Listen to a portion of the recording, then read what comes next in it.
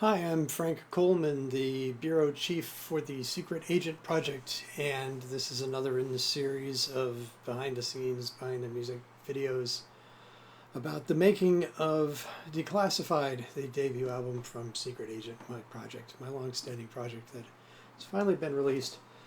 And I'm doing a song-by-song deconstruction and exploration and exposition to a certain extent. Can't give away everything, and doing it just so that I have a brain dump of all this stuff while it's still fresh in my head, and for future generations of musicologists or whomever might be interested. And it's a time capsule of this time and what it took to make all this stuff. So hopefully it'll appreciate in time. From here on out, it's like from here forward, it's dated. Right? So the farther away you get, the more antiquated this looks. So at a certain point, this will all look like ridiculous and everything. But this is here and now, and this is what I had to go through. So this is track number 7. It's Portofino, and I'm calling it the first single off of the album, although an awful lot of people seem to really like Buenos Aires International Airport. But that is a 7-minute song. This song is just over 3 minutes, so it seemed to me to lend itself to that type of thinking. Anyway, this one was, I would say, this was sort of like the beginning of phase 2 of the Secret Agent Project. Phase 1 was Buenos Aires and what we're now calling Washington, D.C. Phase 2 was this and Madrid, and the first iteration of Berlin and Zurich. And then the last phase of the project was Caracas in New York and St. Petersburg. In this phase of the project, I started branching out more into using Apple loops and trying to construct songs from large stacks of Apple loops and just sort of seeing how far I could go using those as my building blocks, since they had a lot of the flavor that I was looking for already kind of baked in. So I also, at the time, I didn't have the resources to be able to record live drums specifically for the project. I had to use whatever samples I had, and the samples I had were all self-contained loops at the time that I had recorded of myself playing my complete kit, just recorded in stereo, and it's like the whole kit recorded all together. Later on, there's one track here where I added ride cymbal to this, just kind of flew it in. But that was much later on. The original way that this came together was almost entirely with Apple loops. And then I handed it off to my friend and colleague Duncan Kilburn of the Psychedelic Furs, who added incredible sax to it that just like took it to the next, to the next spectrum. And I also again repurposed guitar parts from my dear friend Robert Holmes that he had originally recorded for Buenos Aires International Airport. And there was this sort of just this one thing that he did, this minor chord, and I just took that as just like, it's perfect. Just drop it in, and it adds just the right level of shimmer, kind of like a beaded curtain kind of floating by. Anyway, you'll hear all this as we dig into it. Yeah, so let's dig into it. Here is Portofino. This was originally called Andorra, and it became Portofino after I started laying in the samples, and this one sample by Pier Angeli refers to Portofino, and that became the title of the song.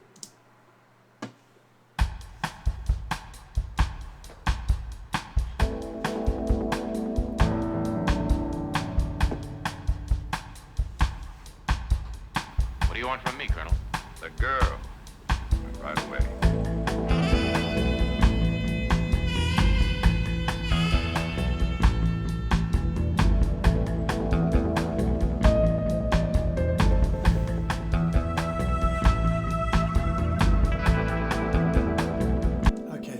So that's introduced like all the major characters for this song right there. Okay, so let's dig into this and deconstruct this a little bit. First of all, we got these this drum part here. There's actually two drum parts going on at the same time. It sounds like this. It sounds like one because the second drum part is actually very faint. And it's the same beat but with no effects whatsoever. It's just to add a little bit of extra clean sound, just to double up with this. And you might say, well, why don't you just roll off the reverb on that track? And the fact is, the addition of the second track on top of it gave me something of an edge that I wouldn't have gotten the other way. So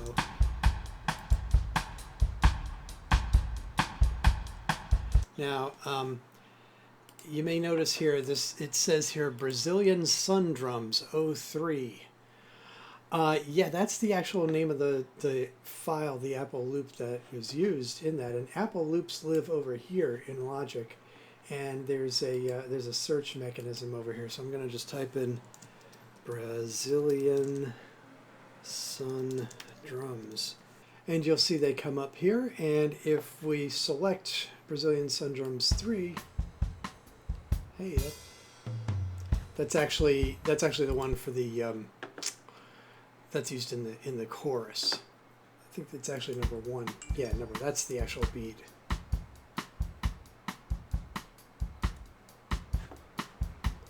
Yeah, that sounds very dry. That's right. That's because I added effects and equalization and shimmer and sheen. Yeah, we'll come back to that in a minute. Anyway, that's where the loops live. There's other loops here too. She Spy Electric Bass. Let's take a look at that one. Let's type in She Spy. And look at that. Let's see what we got here.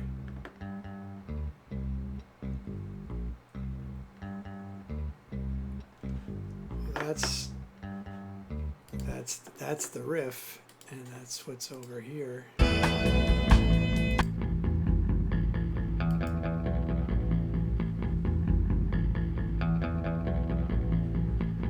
Right, so obviously I added effects to it. I added delay. Let's see what we got here on this one. Right, so we put the two of them together.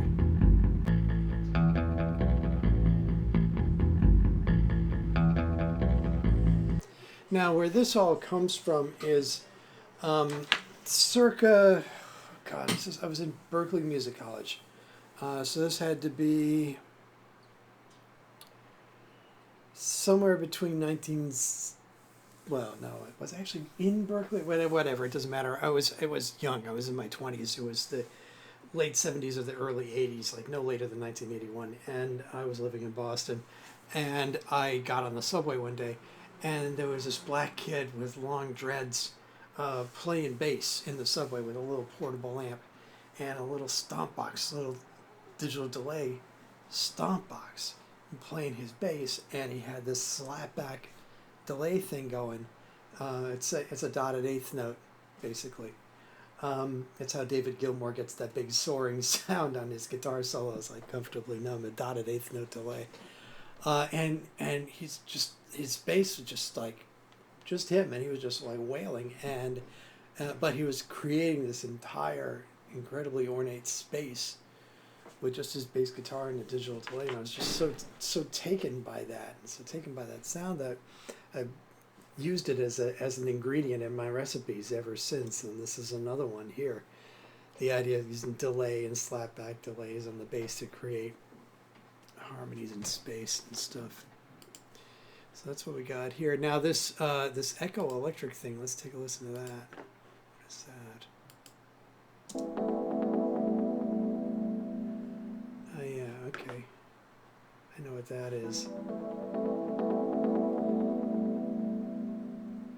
Right, so it's a Fender Rhodes thing. Let me look it up.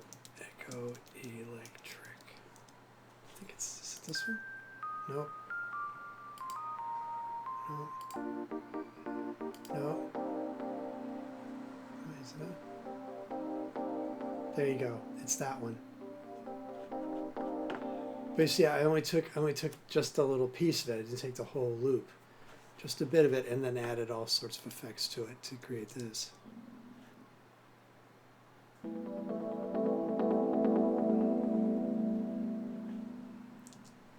Now let's see what else we got here. Jazz Piano Bar 05. That's I'm soloing it, so we're listening to just this.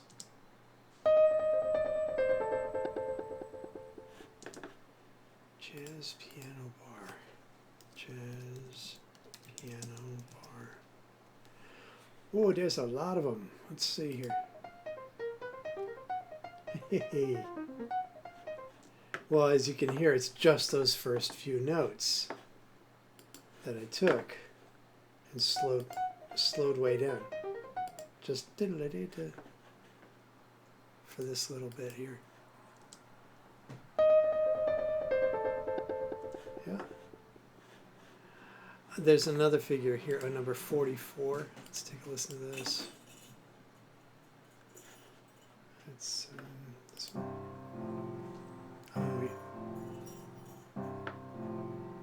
Yeah, you know what this is? This is, let me open this up so I can take a look.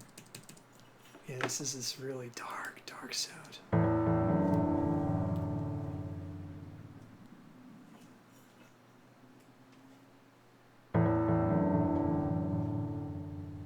So I've detuned it an octave. What else we got here?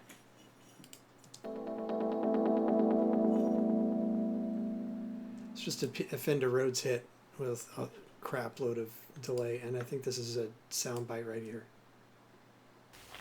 In my life of nightmares, Portofino really seems like a dream.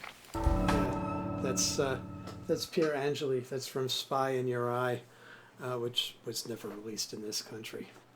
One of tens of thousands of films in our collection. So yeah, so this is a whole bunch of Apple loops that have been manipulated into this piece. Now on top of that, I mean I came up with that whole bed, and gave it to Duncan, and he came up with these amazing sax parts. And the usual thing is you just kind of blow through it a few times, and then I would take bits and pieces. I think I took a lot of large chunks from this, but certain motifs would pop up and all like that. And then I got this extra added bonus because our dear friend, who is also part of the Satellite Paradiso project, Joanna Quayle, who's an incredible cellist, very innovative. She has this custom-built electronic cello, and she plays with all kinds of guitar pedals and stuff. John found her, John Ashton, because it was his project we were all working on, and that's how I became introduced to her. Well, she was touring Australia, where Duncan lives, and so she popped by for a visit, and Duncan got her to play on this track. It just is a complete surprise to me, and it just sounds amazing. Let's see here. Here is her track right here.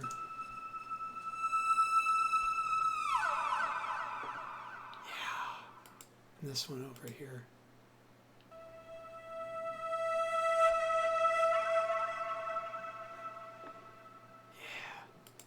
It's really unearthly, you know. It doesn't sound like a guitar, really. It's just like, here we go.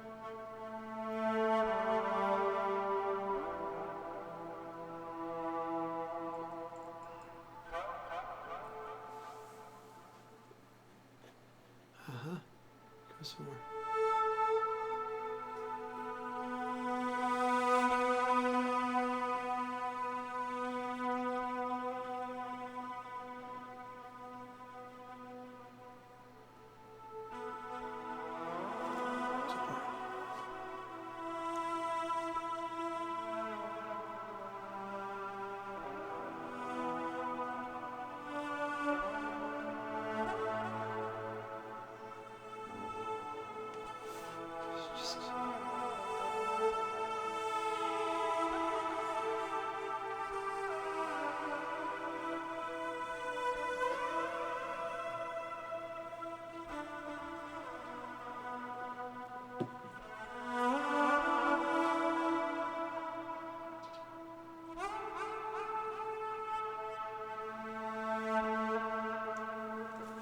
You know, it's, yeah, I mean, God,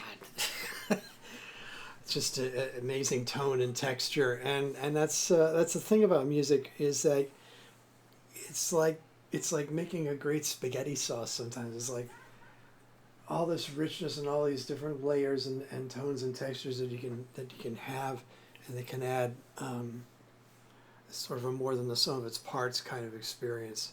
So like I hear bits and pieces of that, in the total mix, and some of it is just like an undercurrent that just gives this aura to the whole thing.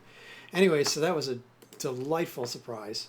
And let's just kind of zoom out and look at the whole thing here, and take it from the top. There's also, I'm looking at the mixer here. Let me actually open up the mixer. This is where everything comes together. Each of these columns is an individual track, an individual sound, and these sliders are what they call faders, of the different volume levels. And I actually have, you see these green buttons that say read up here. That means I actually have automation going on these tracks. So not only do I have a lot of tracks going on, but you'll see them go up and down by themselves as I play this thing. Let's look at it this way. And let's see. Yeah, here you go. Here's some automation going on that track right there. Yeah, a lot of it is to deal with. They brought up the sax a little there.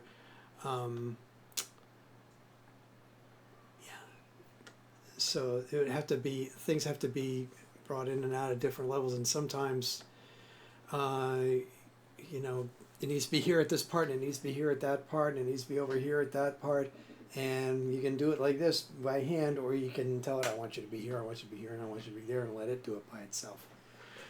So let's see here. I can zoom out some. Let's see. So you can see this a little better here. Oh, hang on. Right, okay, well, so let's go ahead and play this from the top. See what we got. Watch the faders down the bottom here.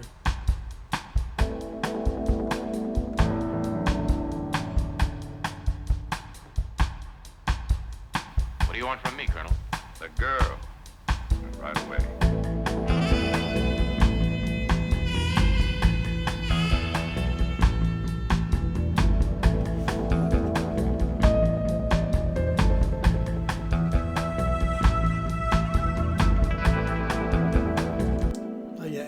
And there's Robert, and it just so simple and so freaking perfect.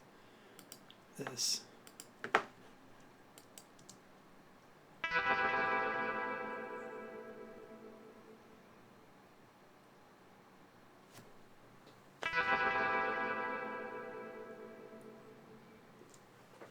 think that's the only thing. No, there's a couple other, some little bits here in the chorus.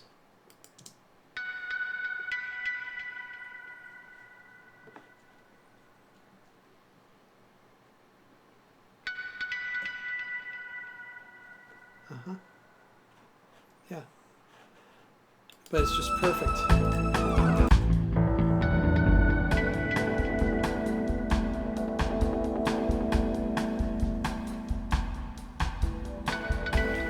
In my life of nightmares, Portofino really seems like a dream. Isn't it possible that they may be sharper than we are?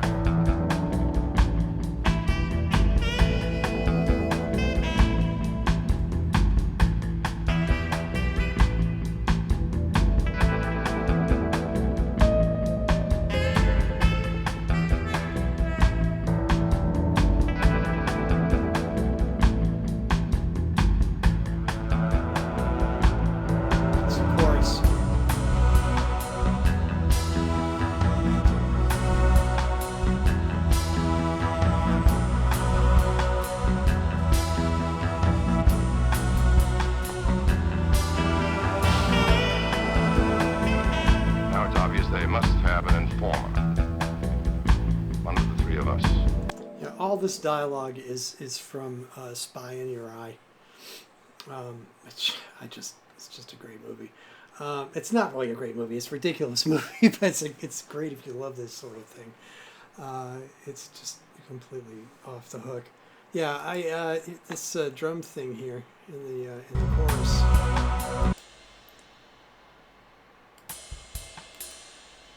just added.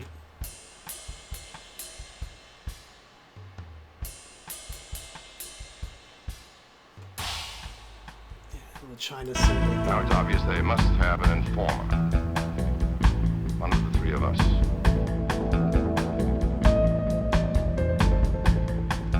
This whole thing just fits together like a jigsaw puzzle. That's, I think, the thing I love most about it is there isn't a hair out of place. You know, there's all these interlocking parts, and they're all really, really simple, but the way they all go together in this sort of braid creates this thing.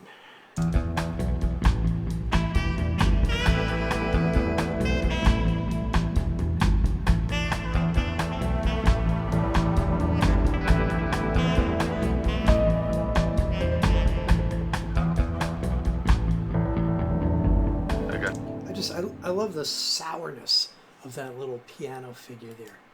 It feels just like stumbling slightly down a flight of stairs in the dark, a back alley.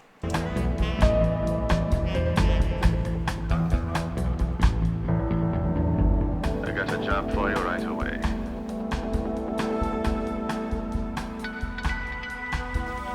In my life of nightmares, Portofino really seems like a dream.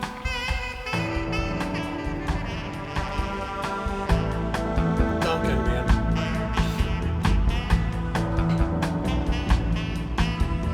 A dead traitor can be useful.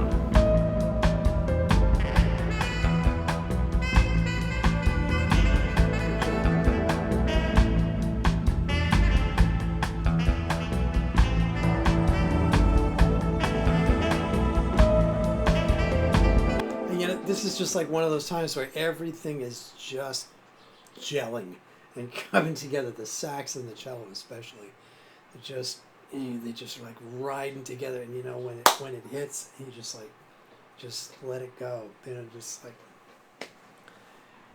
that's what music can do. You know, just like take you places.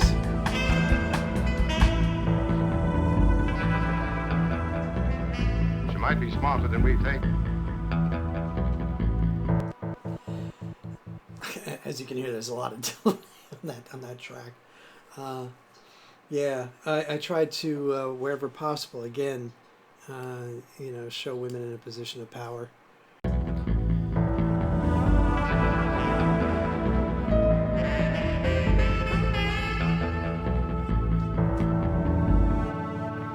That's just the kind of film I like. Short and significant. I mean, you know, how could I not? How could I not use that? Especially when the song is, so short. Anyway, so that's Portofino, the song. Now, Portofino also has a video too, which I did in virtual reality, and that kind of deserves its own commentary track. So I'll do a separate commentary track for that. But I built the whole thing inside a virtual reality environment. Sort of sculpted it. There's a program called Tilt Brush, and you paint in the air with your virtual reality controllers, and it stays there. And the brushes are audio reactive, meaning if you play music in the background, through your whatever music player, and you're in this environment, all the brushes and everything you paint actually bounces around in time to the music, like the iTunes visualizer, only in 3D and 360 degrees around you, and you're actually painting it and creating it yourself.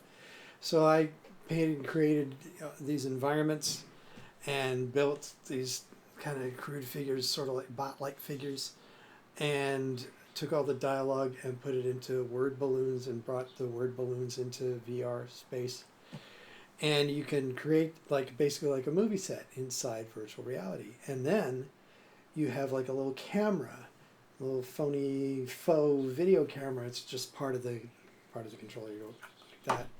And you got a big virtual viewfinder, and you're just like filming, like handheld, like a handheld weightless camera, and you're filming in this environment that you built. So you like fly throughs and all like this, while the music is playing and everything is bouncing around in time. Okay, so So what I would do is take 5 or 6 passes through each one of the scenes that I had built and record fly-throughs with the music playing. And each one of those gets saved out as a regular plain old video. And so I've got this whole bag full of video clips. Each one has the same soundtrack. It's got the same music.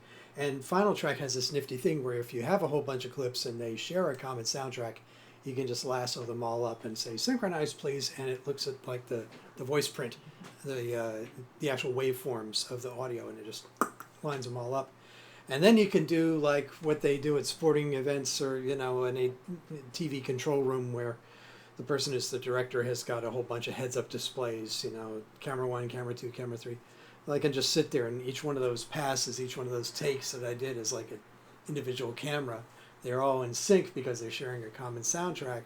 So I can just sit there and, with my numeric keypad, go camera 5, camera 9, camera 2, camera 3, whatever, on the beat, and it just makes the cuts, which is amazing. The ability to do that and then be able to go in and correct for your mistakes non-destructively is just is miraculous for people who started in the analog world like I did, where there was no such thing as non-destructive editing. If you wanted to make a cut in something, that was it. You were working with the master, and if you screwed up, you destroyed it. The whole idea of non-destructive editing was just like science fiction. All editing was destructive. It's just the nature of the beast. You're editing, you're cutting. So I couldn't wait for word processors and digital video editing and audio editing and all that sort of stuff. Like any technology, it's a double-edged sword, but the upside is I'm able to do stuff like this sitting here at my desk. And any idea that I think of, I can realize, I can make happen in super duper high resolution. Right here with my friends. It's a great time to be alive. Anyway, I hope you enjoyed Portofino. Over and out.